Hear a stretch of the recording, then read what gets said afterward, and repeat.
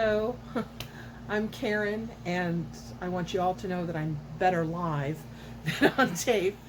Um, and the lesson I'm about to present was written at 3 o'clock in the morning. So if there are um, places where the language is kind of iffy, it's just because I was typing at 3 o'clock in the morning. Um, 2 weeks ago, by the way, just so you know. First of all, I thought we'd start with the definition of what protest music is. And this is my definition with some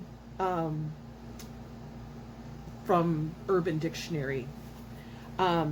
Songs, protest music is a song that is usually written to support a movement or a cultural or political change. It's to galvanize a movement by drawing people together and inspiring them to take action or to reflect. These songs are usually short in duration. Brevity is the key. No one marched in the streets to In-Gadda-Da-Vida. This is accomplished through an economy of words. Every word has weight and meaning. The words project an imagery, painting with words that leaves the listener with no question where the singer-songwriter stands on any given subject. Going on, protest music is as old as humanity itself, but for time's sake, I'll be focusing on music on the years 1940 to the present. I'll be showing some images that may trigger some viewers, and I'll try to remember to point them out so you can close your eyes or turn it off or fast forward or however this works. But if you're able, you'll get a better sense of the meaning of the song if you can push through. The first song we're going to talk about is the song Strange Fruit. It's not a traditional protest song, but it's a song to focus attention on a specific crime, and the crime is lynching. The song Strange Fruit was originally a poem by a teacher, Abel Meeropol, and it was inspired by a photo of lynching of two black men in Indiana. In the picture, people were gathered around the men as they hung from the trees. The people were smiling, some were pointing to the bodies. There's a pregnant woman holding her stomach. Some laughed like they were at a county fair, waiting for the ring toss. It was originally performed by Billie Holiday. When she performed it, it was always at the end of her set. And she had very specific demands for the way it was performed. First of all the waiters stopped serving in the clubs. No drinks, no food, nothing. The lights went out. One spotlight on the stage focused on her. It was always done at the end of her set. At the end of the song, the stage would again go black. A few seconds would pass, the lights would come on, the stage would be empty. There would be no encores after that song. The song is a metaphor. The lyrics are a metaphor. The first verse, southern trees bear a strange fruit, blood on the leaves, blood at the root. Black body swinging in the southern breeze, strange fruit hanging from poplar trees. As Billie Holiday lived and performed in the time of Jim Crow laws, her audiences were segregated. The song's effect would vary based on the color of the audience and the region of the performance. For black audiences, it spoke of a very real threat in their lives. White audiences would be stunned to silence or enraged. Either way, the point was made.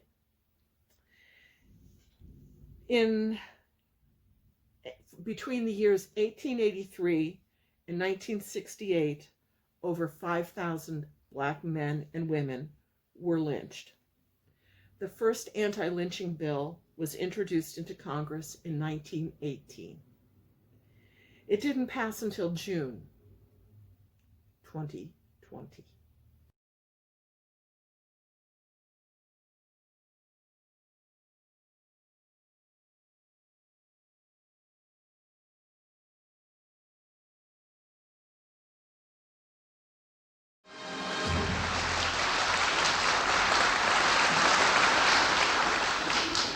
And now a little tune written especially for me, Strange Fruit.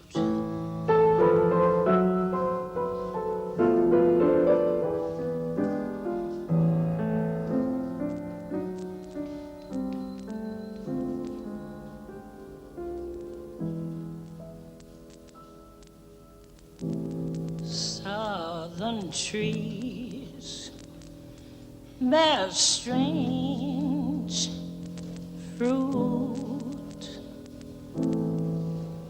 blood on the leaves and blood at the root,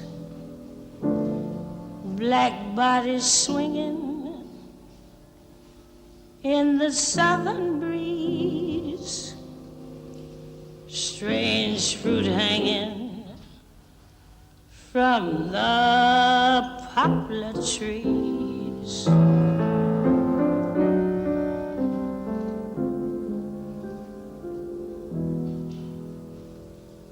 Pastoral scene of the gallant South, the bulging eyes and the twisted mouth, scent of magnolia, sweet and fresh. Then the sudden smell of burning flesh. Here is a fruit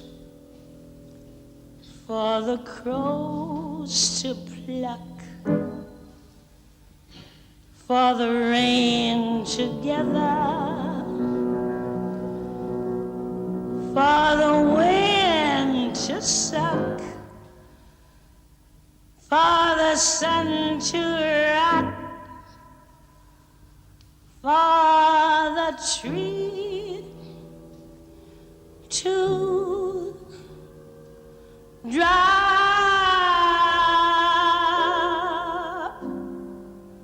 Here is a strange and bitter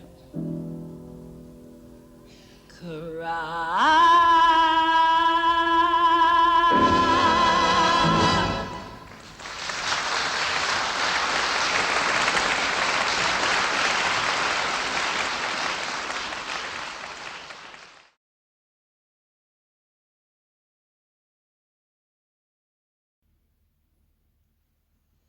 As I stated at the beginning, protest music purpose is to galvanize a movement. Strange Fruit would be an example of a song being used to focus attention on issues of injustice and human dignity. Other songs in this vein would be Bob Dylan's Blowin' in the Wind, Pete Seeger's If I Had a Hammer, both of which were recorded by Peter, Paul, and Mary. And I'm sure you could come up with dozens of others, as could I, but we don't have time. We're going to skip ahead to the 1960s and anti-war music. And this is probably the more controversial of protest music. Excuse my cat. What I'm going to be saying is very much my own opinion. I was in early teens in the I was 10 to late teens or mid-teens during Vietnam. I watched it on TV So I have my own set of opinions. You have yours, whatever they may be. There's that. In the 1960s, this country found itself enmeshed in yet another conflict in a land few had heard of, fighting for a cause that was only vaguely understood by the person in the street. Some of us, I, grew up literally watching the fighting in Vietnam over the evening meal. Walter Cronkite, Dan Rather reported the daily battles and the body counts. The draft was in effect for much of that time, and many 18-year-old boys who couldn't get a college deferment or a conscientious objector status were sent to fight. Over 50,000 never came home. The war showed deep divisions and inequities in our country. Young men whose family couldn't afford it, young men whose families could afford it, went to college or got deferment, or they did their service on the weekend with the National Guard. Those who couldn't afford the tuition, the poor, the undereducated, the people of color, they were drafted. Now, I'm kind of a history nerd. I love Ken Burns documentaries. I watch the History Channel and the Smithsonian Channel, driving Ned to distraction, I'm sure. If any war can be said to be just, World War II would be that. Korea, Vietnam, not so much. The Cold War was raging between two countries that could blast each other to oblivion. Korea and Vietnam were, again, in my opinion, proxy wars. These were wars that were started in the individual countries as civil wars. Because the USSR, Russia, sided with one, we felt we needed to champion the other. We couldn't fight the Soviets directly, so we took to sideswiping them. They were being fought by people that could have been my cousins, brother, or husband. Vietnam was personal for many people my age, the way World War II really wasn't. The music protesting the war became top 10 hits on the radio.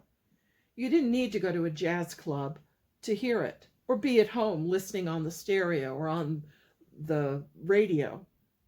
Because of the transistor radio, you could listen to this music in your own favorite station, driving in your car, at the beach, walking down the street. Because this music was prevalent and available, we're going to listen to a couple of songs from that era. The first is Phil Ochs singing I Ain't Marching Anymore. Phil Ochs described himself as a singing journalist. He used his talent to comment on social issues. I Ain't Marching Anymore speaks to the historical aspect of fighting wars. Old men get us to join them, sending young men to die. Phil Ochs, that is, was influenced by Bob Dylan and the 1960s folk music, which focused on storytelling as a way to get the point across. So, this is Phil Ochs performing I Ain't Marching Anymore.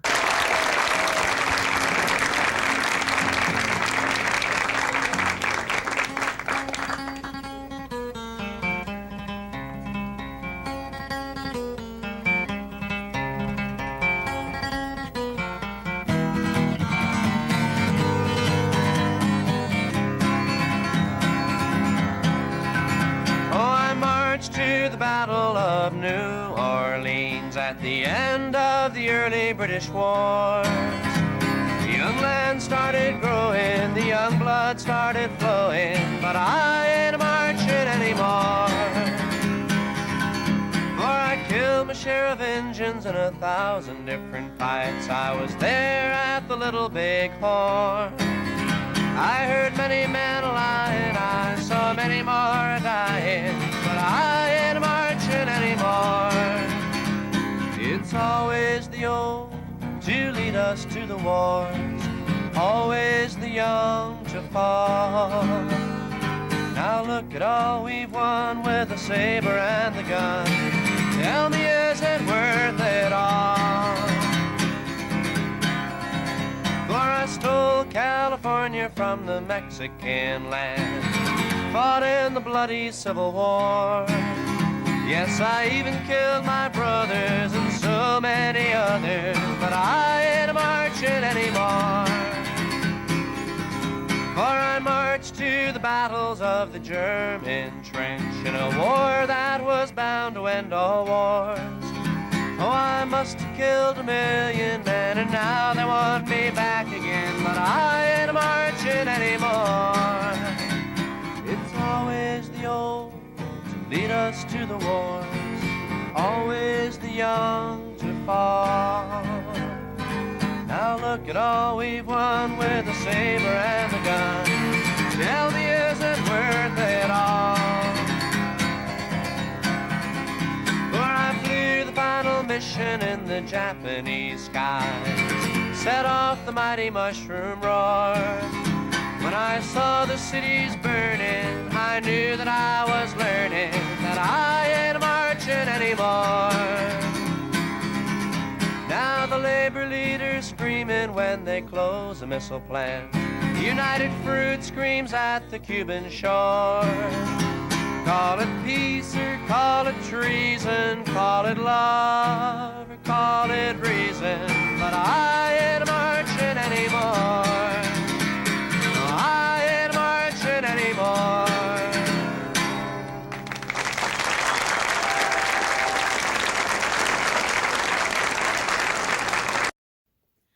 The next band we'll listen to, the next song we'll listen to, is Creedence Clearwater Revival, or CCR, and the song was written by John Fogerty. The song is called Fortunate Son.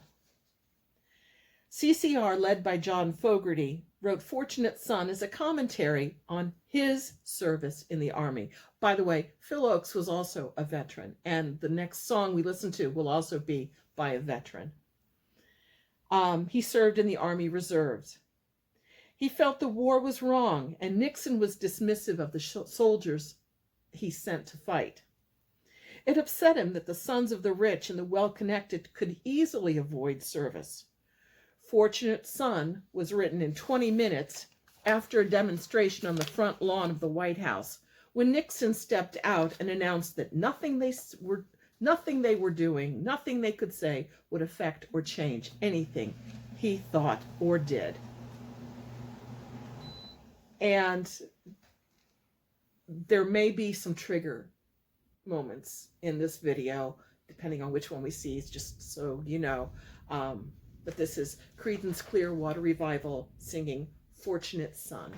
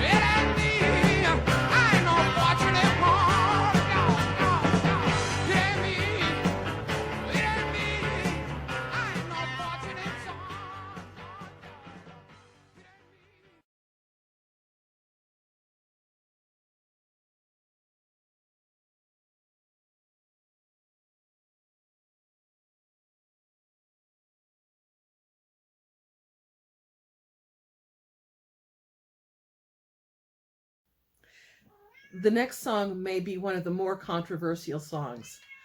Jimi Hendrix, Star Spangled Banner, performed at Woodstock. Jimi Hendrix was an Army veteran. He did serve a tour of duty overseas.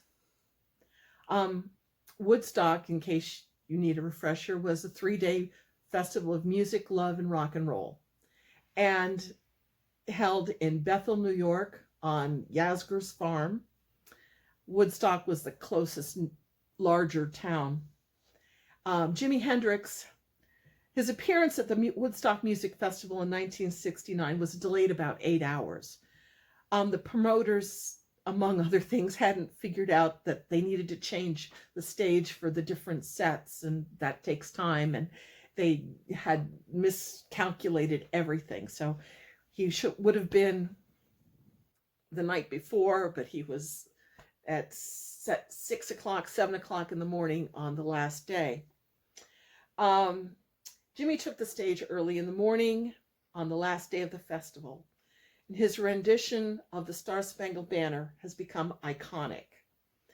But at the time, Nixon wanted him stripped of his citizenship because of it. He was the Kaepernick of his time.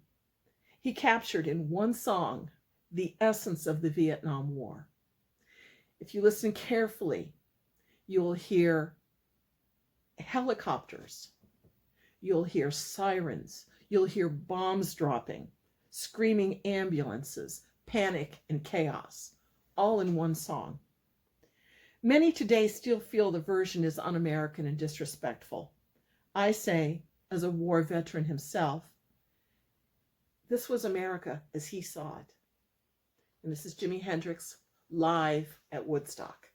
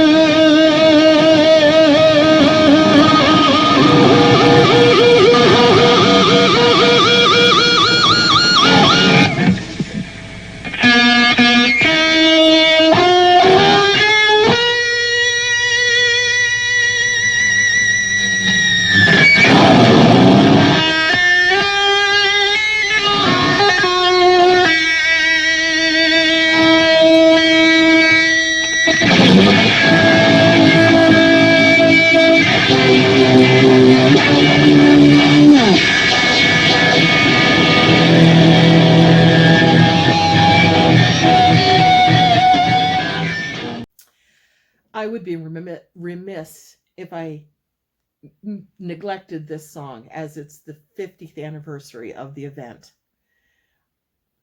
It also is personal to me, so I'm going to try to tell this. My cousin, one of my favorite cousins, she's 8 years older than I am. Her birthday was May 2nd. Her 21st birthday was May 2nd, 1970.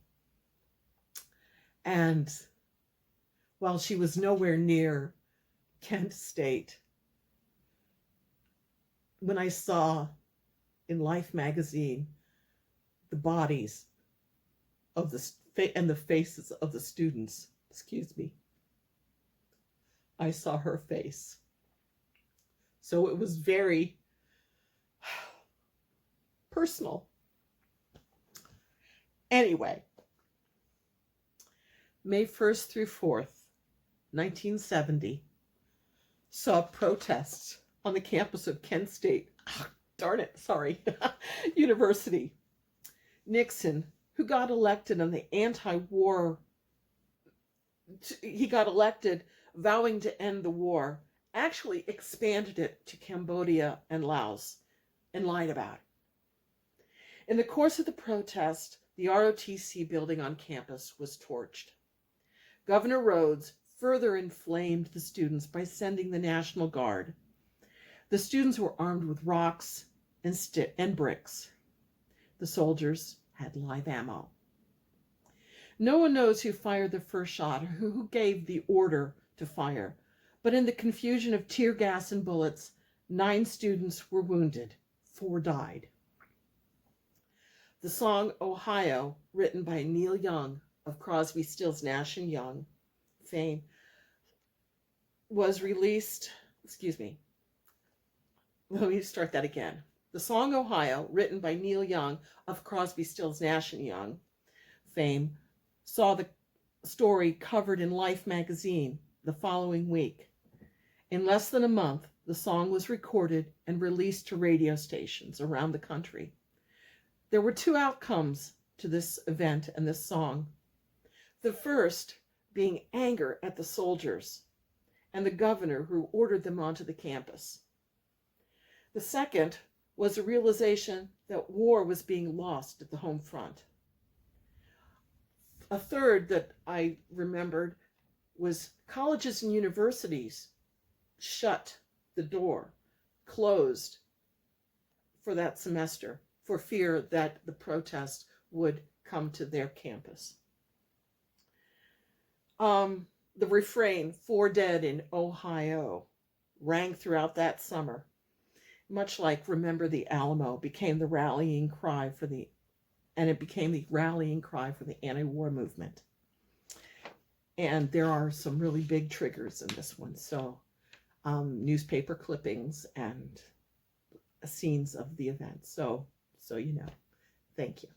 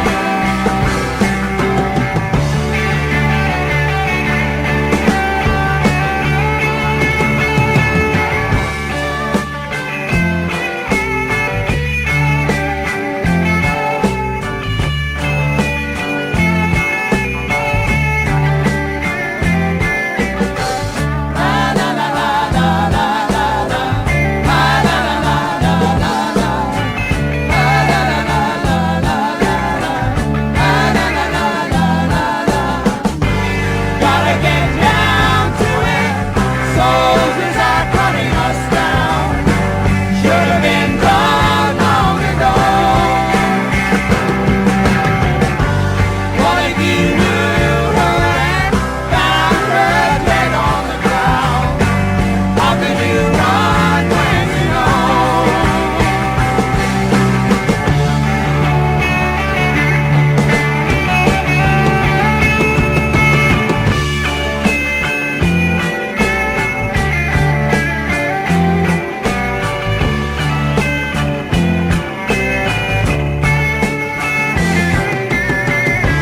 Soldiers and Nixon's coming, we're finally on our own. This summer I hear the drumming, for dead in Ohio, for dead in Ohio, for dead in Ohio, for dead in Ohio, for dead in Ohio, how many more? For dead in Ohio, why? For dead in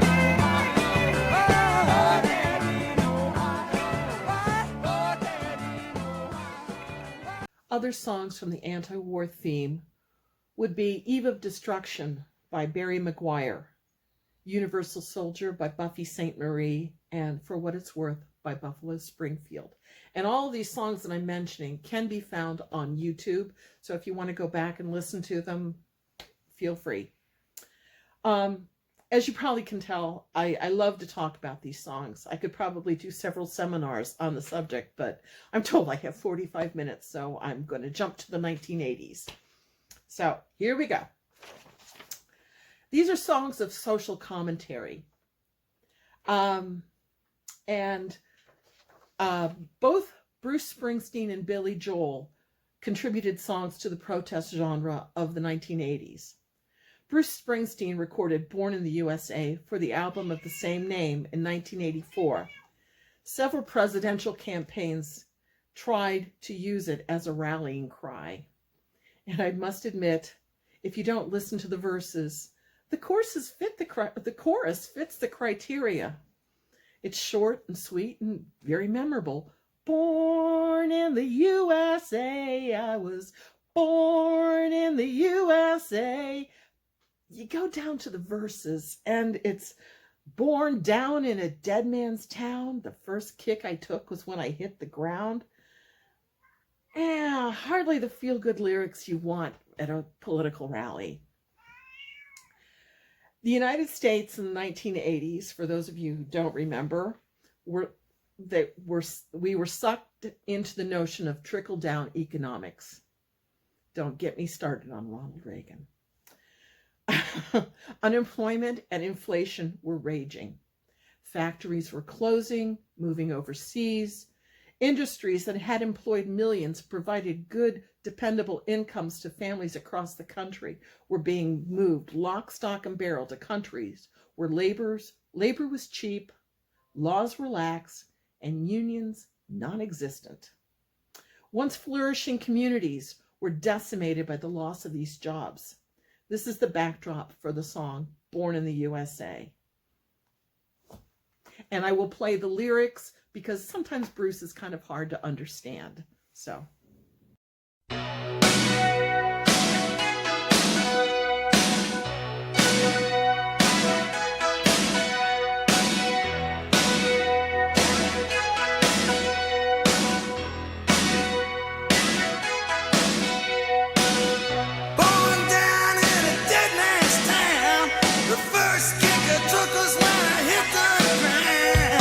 End up like a dog that's been beat too much till you spend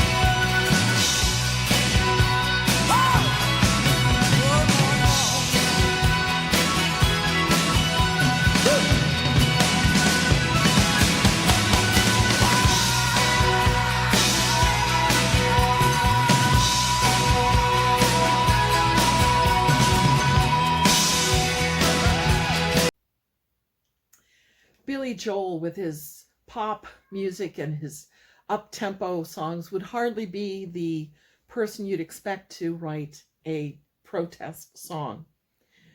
But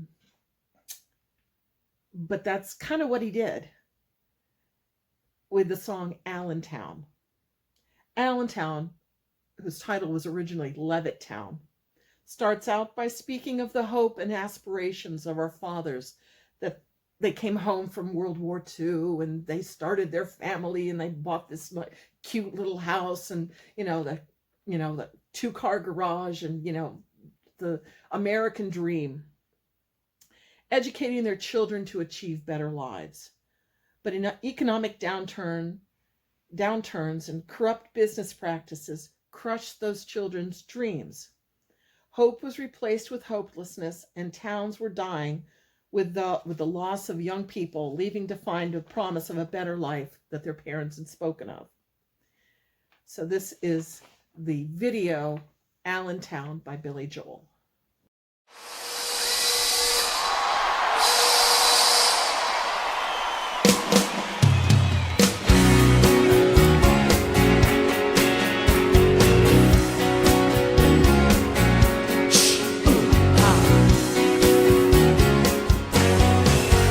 Well, we're living here in Allentown, and they're closing all the factories down. Out in Bethlehem, they're killing time, filling up bombs, standing in line. Well, our fathers fought the Second World War, spent their weekends on the Jersey Shore, met our mothers in the USO.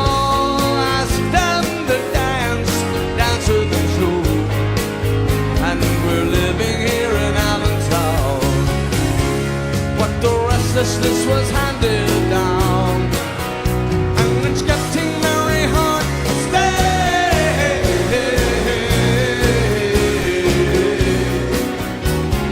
Hey,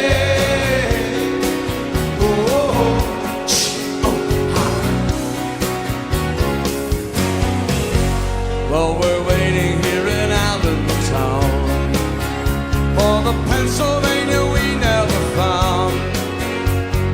Promises our teachers gave, if we worked hard, if we believed. So the graduations hang on the wall, but they never really helped us at all. No, they never taught us what was real. Iron and coal, chromium steel, and we're waiting here in Allentown.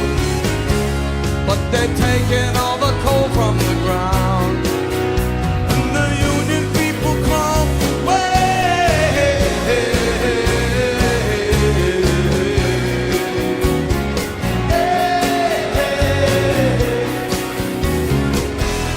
Every child had a pretty good shot to get at least as far as their old man got. Something happened on the way to that place. They threw an American flag in our back. Days.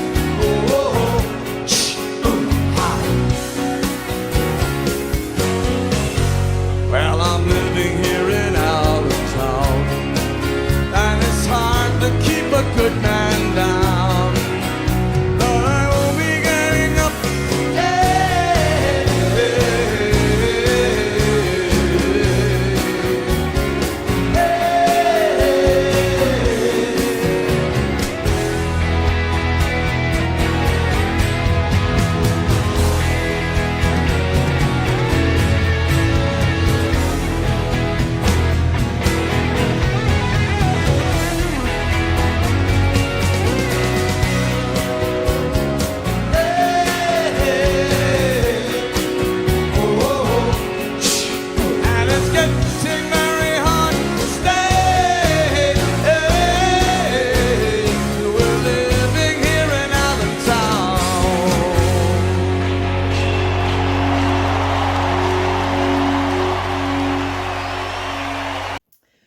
I need to reiterate, these when I'm expressing a point of view, it is strictly my point of view. I'm sure many of you have your own. This is protest music. It is music designed to get you to feel strongly about something. Some of these things I really do. So there is that. The most recent song I'm going to include in this discussion is the recent song by the Chicks, formerly the Dixie Chicks, called March, March. The song, written on the heels of recent marches against racism and police brutality, is proof that the art of the protest song is alive and well today.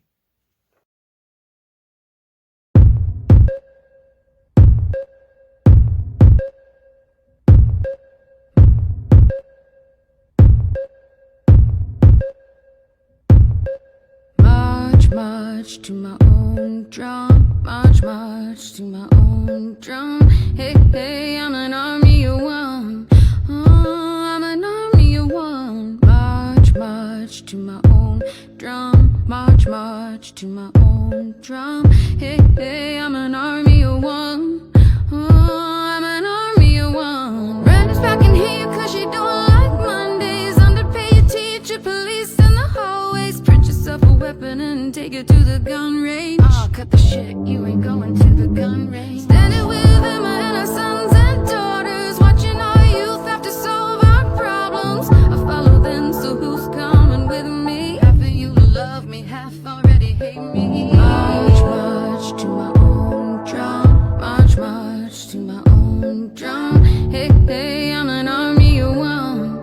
Oh, I'm an army of one. March, march to my own drum. March, march to my own drum. Hey, hey, I'm an army of one.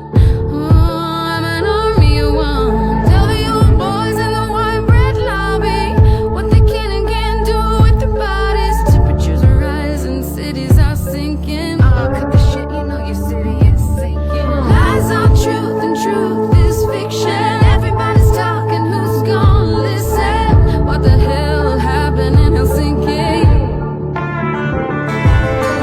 March, march to my own drum.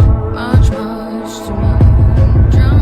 Hey, hey, I'm an army of one. Oh, I'm an army of one. March, march to my own drum. March, march to my own drum. Hey, hey, I'm an army of one. Oh, I'm an army of one.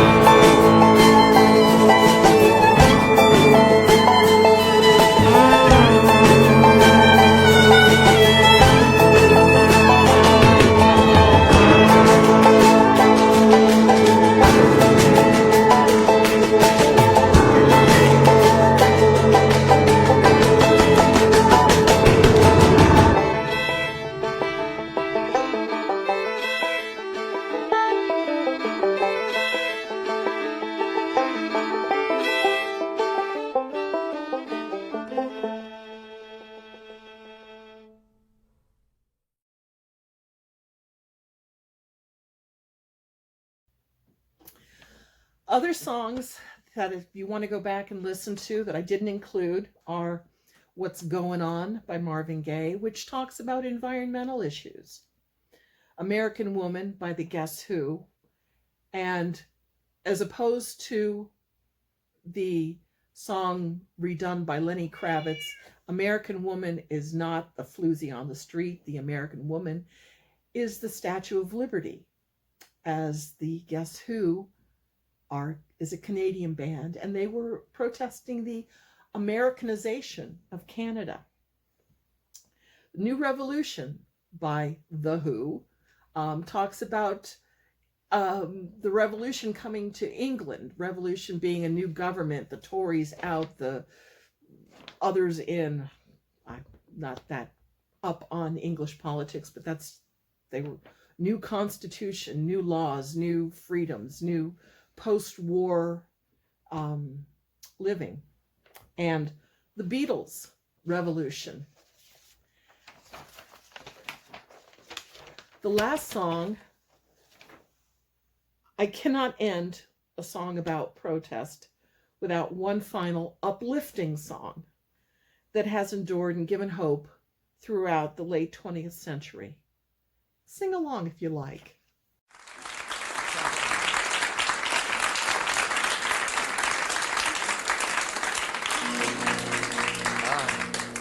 Here's a song you can help me on. A great song.